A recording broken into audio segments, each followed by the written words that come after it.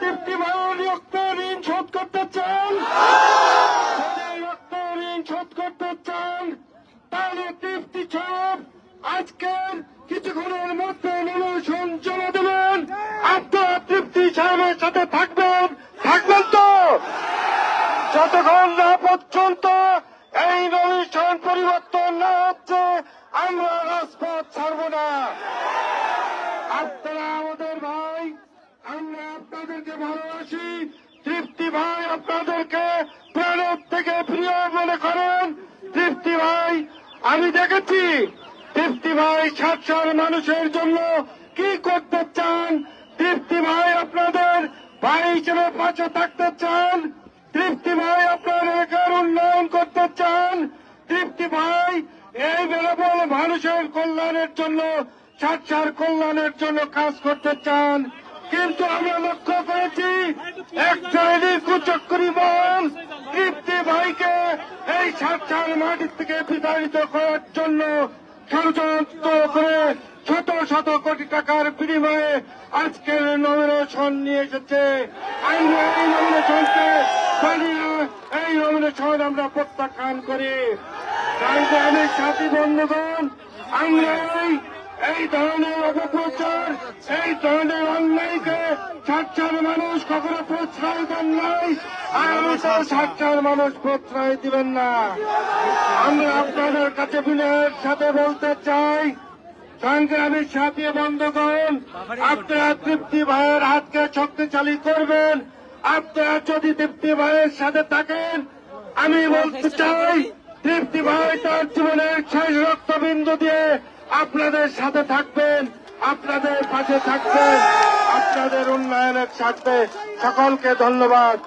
এখন আপনাদের সামনে আপনাদের প্রাণপ্রিয় নেতা, সাতশোর কৃতি সন্তান, সাতশোর গণমানুষের নেতা, নির্যাতিত নেতা জনাব রফিকুল হাসান তৃপ্তি সাহেব এখন আপনাদের সামনে মূল্যবান বক্তব্য দিচ্ছেন।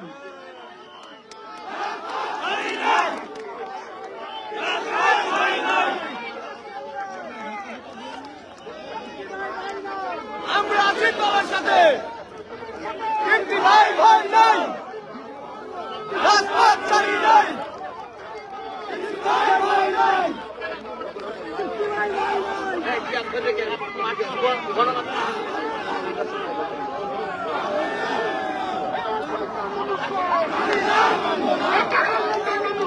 মানি না, মানব না।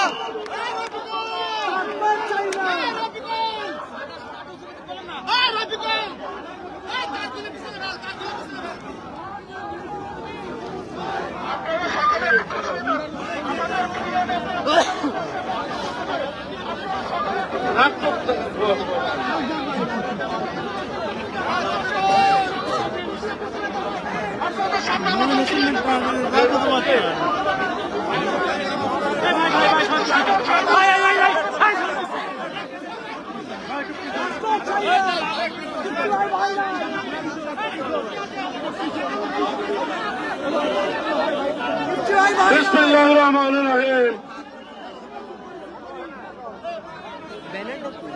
আমার প্রিয় সাতশো উপজেলাবাসী, আমার প্রিয় বেনাপোল পৌরবাসী, আমার অত্যন্ত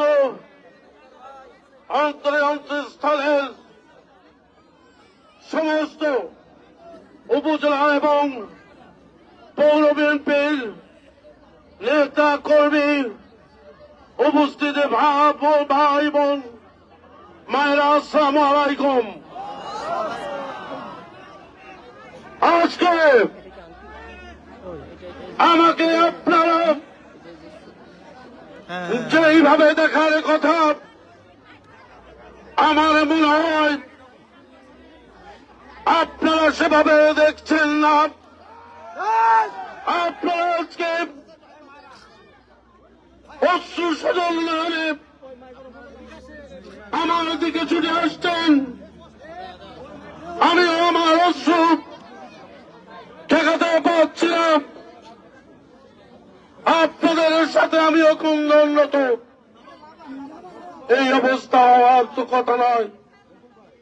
প্রিয় ভাইরা, সেই ছাত্র জীবন থেকে আমি জিয়াউর রহমানের হাত ধরে এই দলে এসেছিলাম। এই দল কখনোশালী নয়। এই দল আজকে 1979 সাল থেকে এ পর্যন্ত আপনাদের পাশে থাকার চেষ্টা করেছি।